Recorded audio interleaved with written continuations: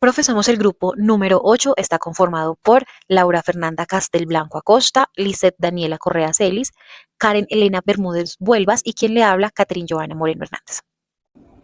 Buenas tardes, mi nombre es Karen Bermúdez, soy estudiante del programa de Psicología Virtual de la UDI y en esta primera parte del video voy a desarrollar el tema de razonamiento lógico con énfasis en el razonamiento abstracto, correspondiente al punto A de la fase 3. El razonamiento abstracto es la capacidad cognitiva que nos permite identificar patrones, relaciones y secuencias lógicas en información que no está expresada en lenguaje verbal. Es decir, trabajamos directamente con figuras, formas y símbolos y como podemos observar en la diapositiva, este proceso se divide en tres etapas fundamentales. La primera, que es la observación de los elementos visuales. El segundo es el establecimiento de las relaciones entre dichos elementos. Y tercero, la predicción del elemento faltante o que completa la secuencia. Para resolver ejercicios de razonamiento abstracto es esencial conocer los tipos de patrones que pueden aparecer. Los más frecuentes son 4. El primero es el patrón de transformación, donde los elementos cambian de tamaño, color, forma de manera sistemática. El segundo es la rotación, en la que las figuras giran un ángulo fijo, por ejemplo, 90 grados, 180 grados o 270 grados en cada paso. El tercero es la progresión, donde hay un incremento o decremento gradual en cantidad o tamaño. Y el cuarto es la simetría o espejo, donde los elementos se reflejan respecto a un eje. Cuando enfrentamos un ejercicio de razonamiento abstracto, el procedimiento recomendado tiene 4 pasos. Primero debemos observar la secuencia completa sin apresurarnos. Es fundamental ver el conjunto antes que el detalle. Segundo, aislamos una variable a la vez, forma, tamaño, color, posición o número de elementos. Tercero, detectamos el patrón de cambio de casilla en casilla, preguntándonos qué rota, qué aumenta o qué cambia. Y por último, el número 4, proyectamos la regla identificada hacia la casilla faltante y verificamos que sea coherente con toda la secuencia.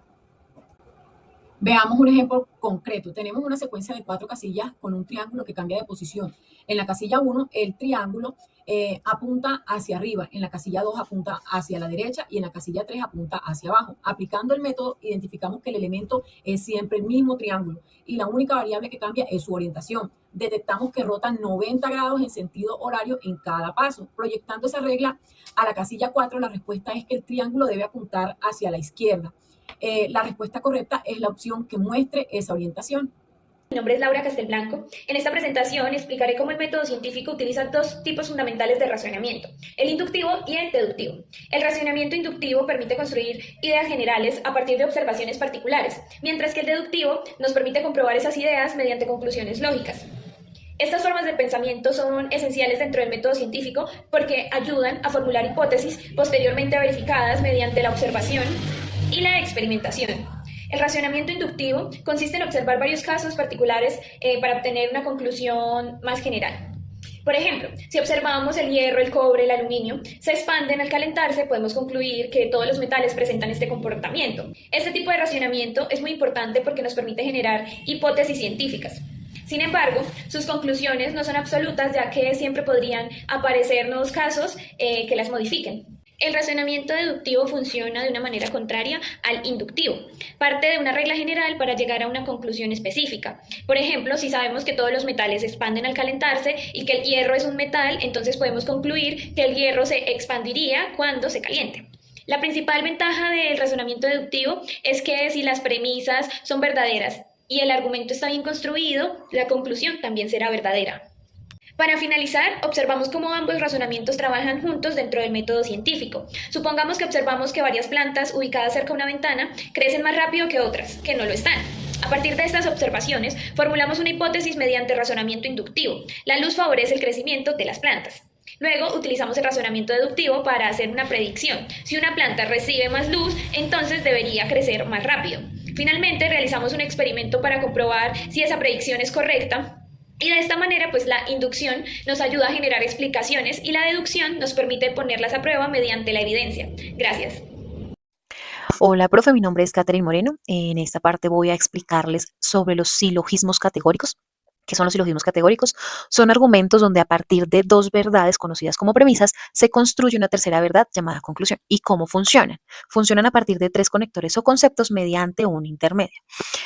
Estos silogismos se mueven de forma deductiva, parten de una premisa general hacia una conclusión más estrecha y específica.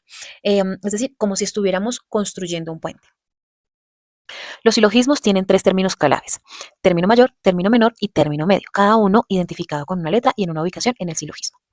El término mayor identificado con la letra P, su ubicación aparece como el predicado en la conclusión.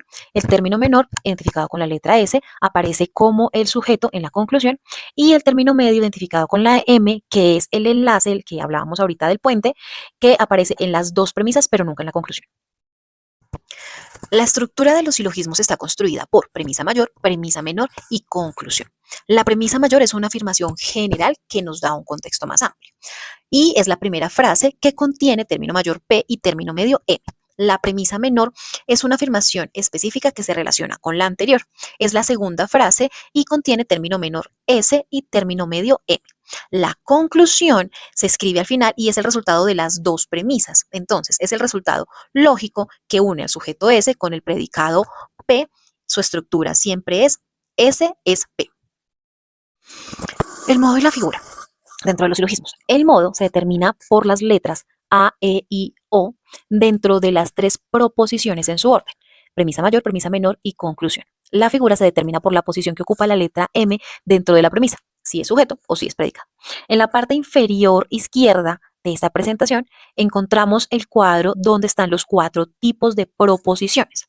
Cada frase de los silogismos debe pertenecer a uno de estos cuatro tipos tradicionales de la lógica aristotélica. Entonces, dice, la letra A es el tipo de proposición universal afirmativa y su estructura es toda S es P. La letra E, universal negativa, en su estructura ninguna S es P. La letra I, particular afirmativa, en su estructura alguna S es P. Y la letra O, particular negativa, en su estructura alguna S no es P. En la figura, en la parte de la figura, tenemos figura 1, figura 2, figura 3 y figura 4.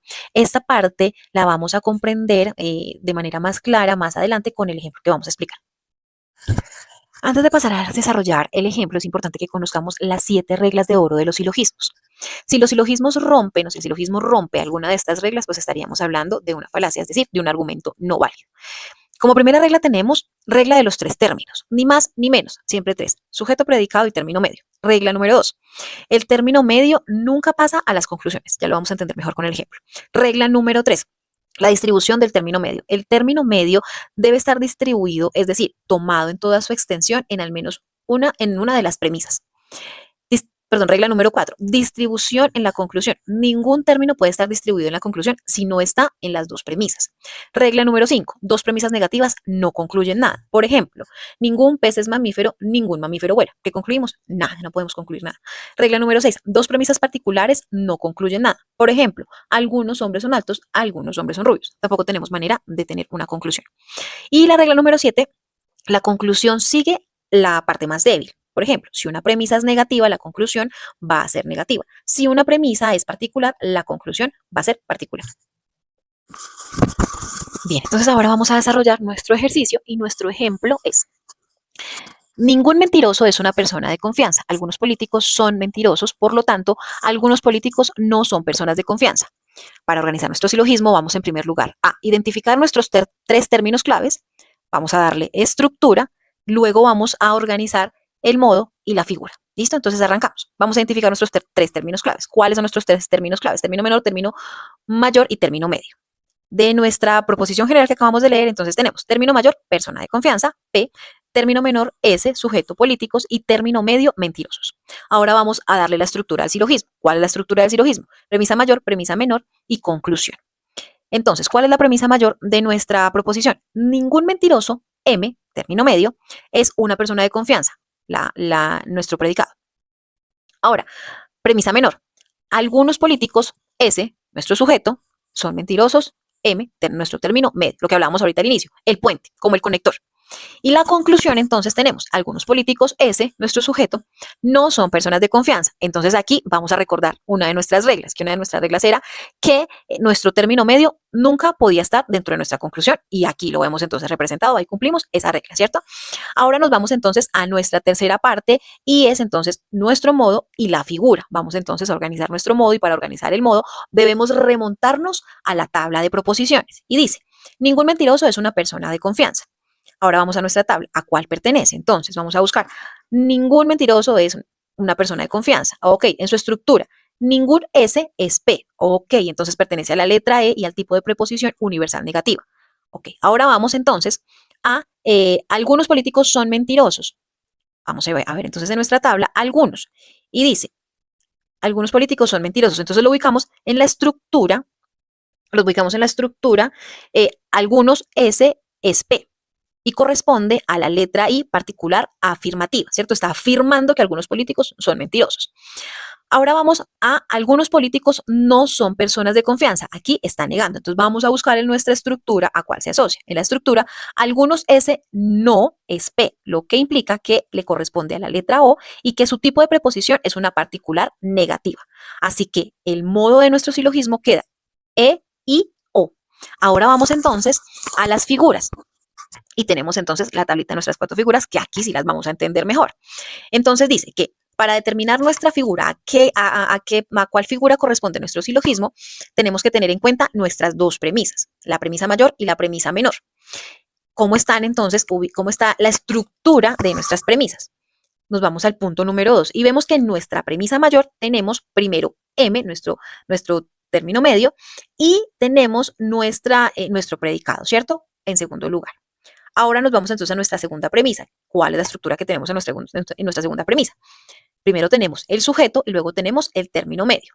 Ok, entonces ahora nos vamos a identificar en nuestra tabla de figuras a cuál de nuestras figuras se asocia esa estructura, cuál está igual.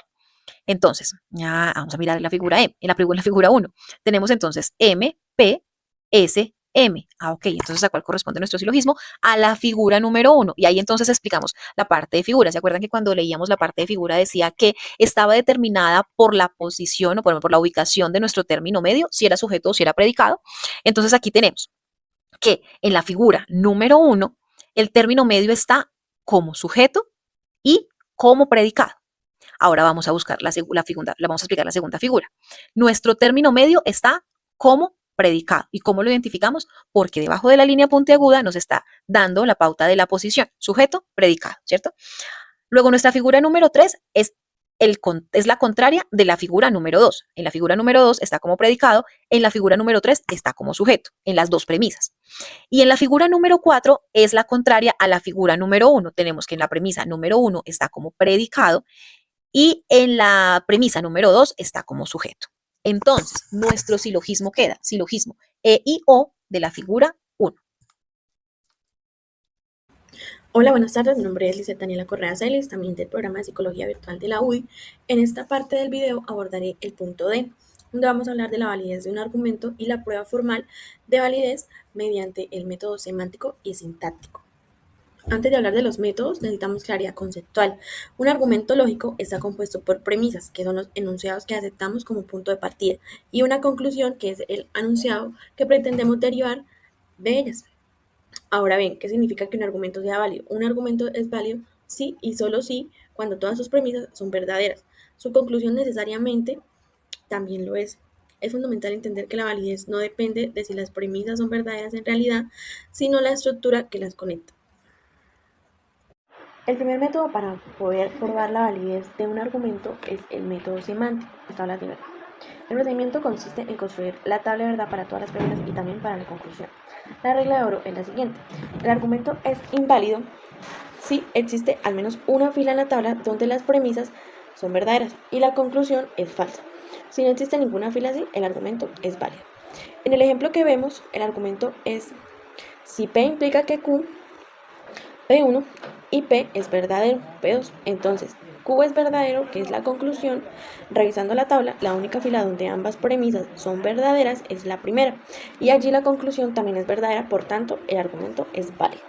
El segundo método es el sintáctico, que demuestra la validez, derivando la conclusión paso a paso, mediante las reglas de inferencia.